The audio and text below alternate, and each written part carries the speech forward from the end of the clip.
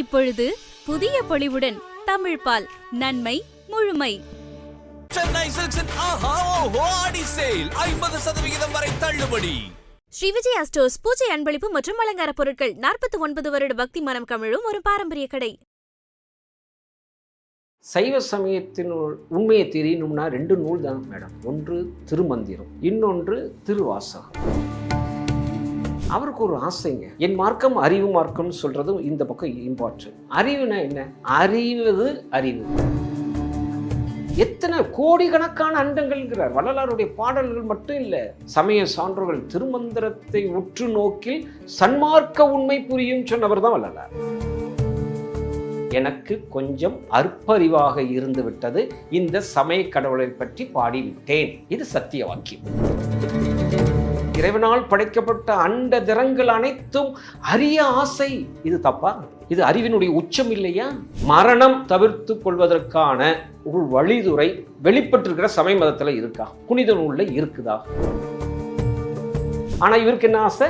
மரணத்தை தவிர்த்து கொண்டு உண்மையை தெரிந்து கொள்ள வேண்டும். அப்படின்னா புது பதவி தானே போக முடியும். ஆகாயத்தில் கலந்தார்கள், நீராக மாறினார்கள். இப்படி 5 மாறின விஷயம்தான் சமய சான்றோர்களிடம் சொல்ல முடியும். ஆனால் வள்ளலார் பெற்ற ஒளி வடிவம் அவர்கள் பெறவில்லை.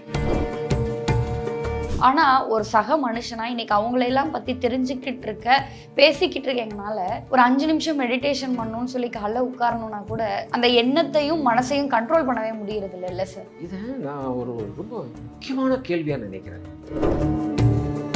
உங்கள் அறிவை கொண்டு ஒரு அறிவை பெறுவதுதான் யோகம். அறிவு நாம பெற்றிருக்கிற அறிவு, அறிவால் அறிவை பெறுவது. இந்த 3வது அறிவு என்னன்னா,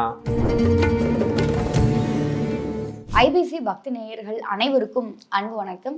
இன்னைக்கு நம்ம கூட வள்ளலார் சார்ந்த நிறைய விஷயங்களை பகிர்ந்து கொள்வதற்காக வள்ளலாரை தன்னுடைய வாழ்க்கையிலும் வார்த்தையிலும் பின்பற்றி வருகின்ற ஏபிஜே அருள் என்கின்ற இளங்கோ சார் நம்ம கூட இணைந்திருக்கிறார்கள். சார் வணக்கம். வணக்கம் சார். பொதுவாக சமீபத்தில் எனக்கு திருவாசகத்தின் மீது ஒரு தனிப்பட்ட நாட்டம் இருந்துச்சு சார். சரின்னு சொல்லி அந்த திருவாசகத்தை நான் படிச்சுட்டு இருக்கும் பொழுது, சில விஷயங்கள் கேட்டுட்டு இருக்கும் பொழுது, வள்ளலார் அவருக்கு திருமணமான முதல் இரவுல அவரும் அவருடைய மனைவியும் சேர்ந்து திருவாசகம் முற்றோதல் செஞ்சாங்க அப்படிங்கிற ஒரு விஷயம் நான் கேள்விப்பட்டேன். திருவாசகத்தை படித்தா மனம் உருகும், கண்ணீர் பெருகும், மாற்று கருத்து இல்லை. ராமலிங்க அடிகளார் நீங்கள் சொல்லக்கூடிய அந்த நிகழ்வு, ராமலிங்க அடிகள் சைவ சமயத்தில் இருந்த காலம். சைவ சமயத்தின் உண்மையை தெரியணும்னா 2 நூல் தான் மேடம். ஒன்று திருமந்திரம், இன்னொன்று திருவாசகம். அப்போ சைவ சமயத்தில் பற்று உடையவர் அதை தானே எடுத்திருப்பார். அதை எடுக்கும் பொழுது நான் தான் சொன்னேன், அது மிகப்பெரிய நூல், ஒரு பக்தி நூல். பக்தின்னா சும்மா இல்லையே. திருவாசகத்தை படித்தாலும் கண்ணீர் வரும். அதே நேரத்தில் கிராமத்தில் போய் ஒரு கோயிலில் இருந்து அங்கே அடிக்கிற மேளத்துக்கும் ஆட்டம் வரும். ஸோ பக்தி பல நிலையில் வெளிப்படுது. அவங்கவுங்களுடைய ஆசையை நிறைவேற்றி கொள்வாங்க. இப்போ அதனால் அவர் சைவ சமயத்தில் இருக்கும் பொழுது நிகழ்ந்த நிகழ்வு. அதன் பின்பு சைவ சமயம் உட்பட அனைத்து சமயம் பொய் என்றார்.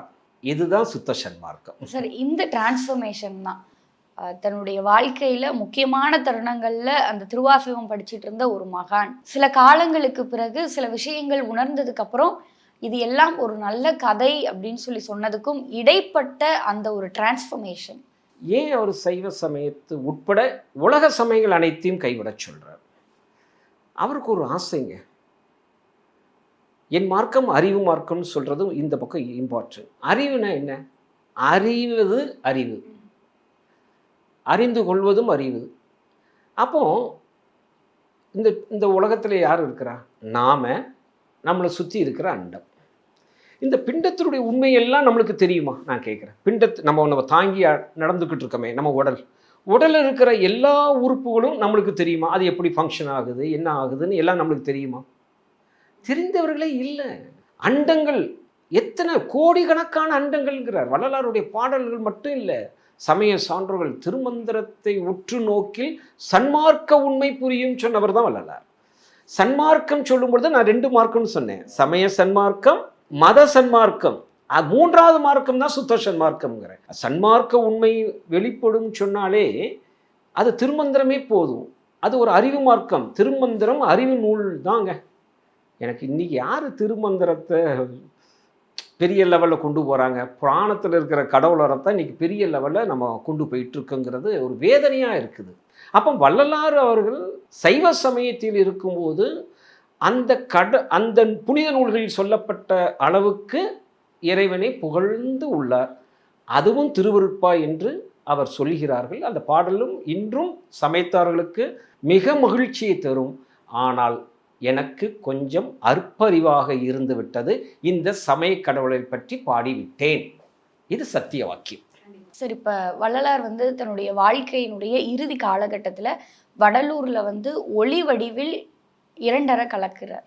இப்போ வள்ளலாருக்கு முன்னாடியே இந்த விஷயங்களை யாராவது செஞ்சுருக்காங்களா சார்? இல்லைன்னு சொன்னவர் வள்ளலார். இல்லை, இல்லவே இல்லை. காரணம், நீங்கள் ஐம்பூதங்கள் தான் பெருசாக பார்க்கப்படுது.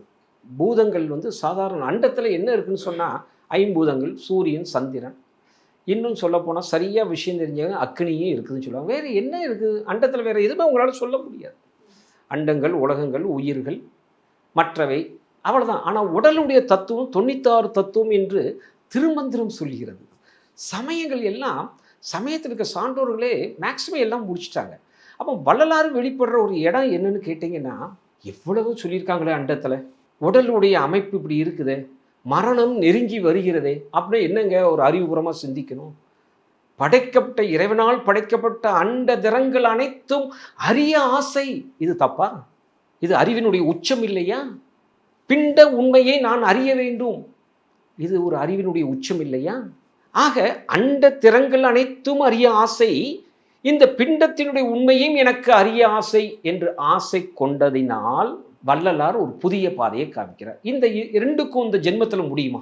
எத்தனை அனந்த கோடி அண்டங்கள், 96 தத்துவங்கள், நம்மளால் போக முடியுமா? கடன்னு வயசாகி மரணம் வந்து விடுது. அப்போ மரணத்தை தவிர்க்க வேண்டும். அப்போ இந்த அனைத்து அனுபவிக்க வேண்டும், பெரின்ப பெருவாழ்வில் நான் வாழ வேண்டும் என்று வள்ளலாரிடம் ஒரு அதி தீவிர விருப்ப முயற்சி ஏற்பட்டது. ஆக மரணத்தை தவிர்த்து கொண்டு உண்மையை அறிய வேண்டும் என்ற விருப்பம் கொண்டதினால் அதற்கு வழிதுறை இந்த புனித நூல்கள் இருக்கா சொல்லுங்க. மரணம் தவிர்த்து கொள்வதற்கான ஒரு வழிதுறை வெளிப்பட்டிருக்கிற சமய மதத்தில் இருக்கா, புனித நூலில் இருக்குதா அப்படின்னு கேட்டிங்கன்னா, இல்லைன்னு நம்ம சொன்னோம்னா முழுசாக படிக்கலேன்னு யாரும் சொல்லிடுவாங்க. ஆனால் அதுக்கு ஒரு உதாரணம் சொல்லி அது சொல்லவில்லைன்னு சொல்லலாம். புனித நூல்களில் மரணம் உண்டு, தேர் இஸ் எ டெத். இதை நான் போன பேட்டிலேயே சொன்னேன். எல்லா புனித நூல்களிலும் மரணம் இருக்கின்றது. ஆனால் இவருக்கு என்ன ஆசை? மரணத்தை தவிர்த்து கொண்டு உண்மையை தெரிந்து கொள்ள வேண்டும். அப்படின்னா புது பாதையை தானே போக முடியும். மற்ற மகான்களும் எப்படி ஐம்பூதங்களை அவங்க ஒரு கடவுளாக ஐம்பூதங்களுடைய திறத்தை அறிந்து கொண்டு அதன் விஷயமாக அவர்கள் விசாரம் செய்யும் பொழுது அதனுடைய அறிவு அவர்களுக்கு தெரிந்துவிடும். அதனுடைய சக்தி, சித்திகள் பல பெற்றவர்கள் தான் சமய சான்றோர்கள், சமய ஞானிகள், யோகிகள். அங்கனமே அவர்கள் எந்த அளவுக்கு அந்த சித்திகளை தெரிந்தார்களோ தன்னை நெருப்பாக மாற்றிக்கொண்டார்கள், ஆகாயத்தில் கலந்தார்கள், நீராக மாறினார்கள். இப்படி ஐம்பூதங்களாக மாறின விஷயம்தான் சமய சான்றோர்களிடம் சொல்ல முடியும். ஆனால் வள்ளலார் பெற்ற ஒளி வடிவம் அவர்கள் பெறவில்லை. ஏனென்றால் வள்ளலார் கேட்டது நித்திய வாழ்வு. நித்திய வாழ்வு யாற்று இருக்கு? இறைவனிடம்தான் இருக்கு. இறைவனை தவிர மற்ற அனைத்தும் அனித்தியம். இதை அவர்களும் ஒத்துக்கிறாங்க. அப்போ நித்திய வாழ்வு எனக்கு வேண்டும் சொன்னாங்கன்னா அவர் வள்ளலார்கிட்ட கேட்குறார், என்ன நித்திய வாழ்வு கொடு, நான் சாகாமல் இருக்கணும்னு கேட்குறார் வள்ளலார். கடவுள் எதை கொடுத்தார் தெரியுமா? அவருக்கு அருள் புரிந்தார், சாகா தேகத்தை கொடுத்தார். அந்த தேகம் ஒளி வடிவமாக இறைவன் பெற்றிருக்கிற வடிவமாக மாறினார். ஆக வள்ளலார் பெற்ற ஒளி வடிவம் சமய சான்றோர்களால் பெறப்படவில்லை என்பதை வள்ளலாரும் சொல்லியிருக்கிறார். என்னுடைய அறிவும் அது சரி என்று படுகிறது. சரி, இப்போ என்ன அப்படின்னா வள்ளலார் அந்த ஒளியோடு 2 கலந்ததுக்கப்புறம் இப்போ சமீப காலத்தில் தமிழகத்தில் நிறைய இடங்களில் ஜீவ சமாதி அப்படிங்கிற ஒரு விஷயத்தை பற்றி நம்ம கேள்விப்படுறோம். தன்னுடைய ஐம்புலன்களையும் அந்த உயிரோடு இருக்கும் பொழுதே ஜீவ சமாதி அப்படிங்கிற ஒரு விஷயத்தை நோக்கி எல்லாருமே பயணிச்சுட்டு இருக்காங்க. இதை பற்றி வள்ளலார் ஏதாவது ஒரு விஷயம் சொல்லியிருக்காரா சார்? ஆமாம், இது சமாதி மட்டுமல்ல, முக்தி. இதெல்லாம் வள்ளலார் சொல்கிறார். தனக்கு முன்னாடி இந்த சமய மதங்களினுடைய சாதனத்தால் பெற்ற பயன்கள்ங்கிறார். சமாதினா நம்ம சமாதி முக்திலாம் என்ன? வள்ளலார் பெற்ற தேகம் நித்திய தேகம் வேற, சமாதி வேற, முக்தி வேற. சமாதியும் உங்களுக்கு தெரியும், அந்த உயிரோடையே இருக்கும் பொழுது சொல்வார், உள்ளே இருக்காருன்னு சொல்லுவாங்க, அவ்வளோதானே. அவரே தன்னை அடக்கி கொள்கிறார், உயிரை அடக்கி கொள்கிறார் அப்படிங்கிற ஒரு அமைப்பு. இது இங்கே மட்டும் இல்லை, புத்த மதத்துலேயும் பார்க்கலாம், சமணர்கள்கிட்ட பார்க்கலாம். இவங்களை விட அவங்க உயிரையே நம்மளால் உயிரை நம்ம விட்டுட்டு இருக்க உயிர் கூட நாம் இழுத்து விடுறது இல்லை. இந்த பிண்ட உண்மை இருக்கு பாருங்க மேடம். உயிரை நம்ம இப்போ உயிரால் தானே வாழ்கிறோம், இதை நாமளாக மூச்சு இழுத்து விட்டுட்டு இருக்கோம். உயிரை அடக்கி கொண்டு சாக முடியுமானா முடியாது என்கிறது அறிவியல். அதுக்கே நீங்கள் என்ன செய்ய வேண்டியிருக்கு? பெரிய பயிற்சி எடுக்க வேண்டியிருக்கு. அதுதான் சமாதி. முக்தி அடைதல்ங்கிறது அவங்க எந்த அளவுக்கு இறைவனை தெரியணும் ஆசைப்பட்டாங்களோ அந்த அளவுக்கு அவங்க தெரிச்சிட்டாங்க, ஒரு திருப்தி வந்துடுது, முக்தி அடைந்த மாதிரி சொல்கிறாங்க. இது முன்னொரு சாதனங்கன்னா இதற்கு முன் வெளிப்பட்ட ஒரு உயர்ந்த நிலைங்கிறார். ஆனால் இது ஒளி தேகம் அல்ல, நித்திய தேகம் பெறவில்லை என்பது வள்ளலாரினுடைய கூற்று. சார் இப்போ என்ன அப்படின்னா, அந்த சித்தர்களாக இருந்தாலும் சரி, வள்ளலார் எனும் மிகப்பெரிய ஒரு மகானாக இருந்தாலும் சரி, அவ்வளவு கலைகளை அவங்களுடைய உடல் ரீதியாக உடலை பக்குவப்படுத்துறதுக்கும் சரி, தன்னுடைய எண்ணங்களை ஒரு கட்டுக்குள்ளே வைக்கிறதுக்கும் சரி பண்ணாங்க. பல சித்தைகள் வித்தைகள் எல்லாமே கற்றுருந்தாங்க. ஆனால் ஒரு சக மனுஷனா இன்னைக்கு அவங்களெல்லாம் பற்றி தெரிஞ்சுக்கிட்டு பேசிக்கிட்டு இருக்கங்கனால ஒரு 5 நிமிஷம் மெடிடேஷன் பண்ணணும்னு சொல்லி காலைல உட்காரணும்னா கூட அந்த எண்ணத்தையும் மனசையும் கண்ட்ரோல் பண்ணவே முடியறது இல்லை சார். இதை நான் ஒரு ரொம்ப முக்கியமான கேள்வியாக நினைக்கிறேன். சான்றோர்கள் முயற்சி செய்தார்கள், மிக பெரிய அளவில் தன்னை வருத்தி கொண்டு இறைவனுடைய நிலை அறியறதுக்கு ஆசைப்பட்டாங்க. வள்ளலாருடைய எவ்வளோ பேசினாலும் சில விஷயத்த சொல்ல முடியாமல் போயிருன்னு சொல்லுவாங்கள்ல. இந்த கேள்வி எனக்கு வள்ளலாருடைய ஒரு கொள்கையினுடைய அடித்தளமாக நான் நினைக்கிறேன்.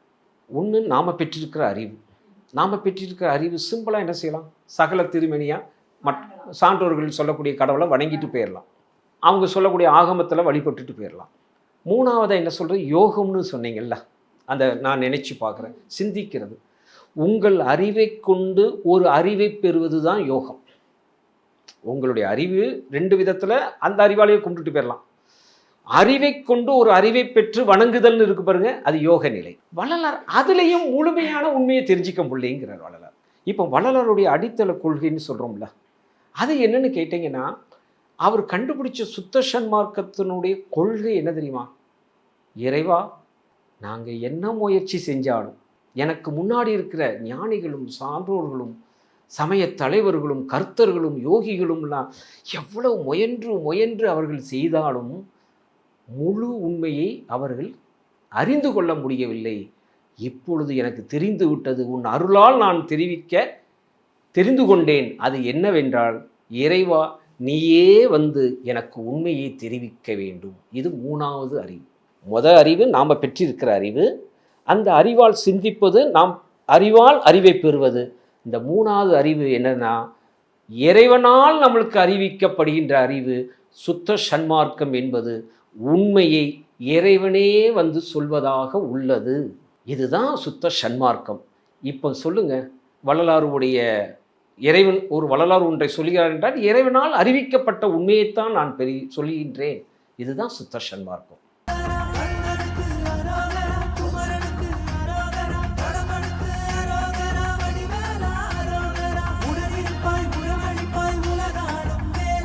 இப்பொழுது புதிய பொலிவுடன் தமிழ்பால் நன்மை முழுமை. சென்னை சில்க்ஸின் ஆஹா ஓஹோ ஆடி சேல் 50% வரை தள்ளுபடி. ஸ்ரீ விஜயா ஸ்டோர்ஸ் பூஜை அன்பளிப்பு மற்றும் அலங்கார பொருட்கள். 49 வருட பக்தி மனம் கமிழும் ஒரு பாரம்பரிய கடை.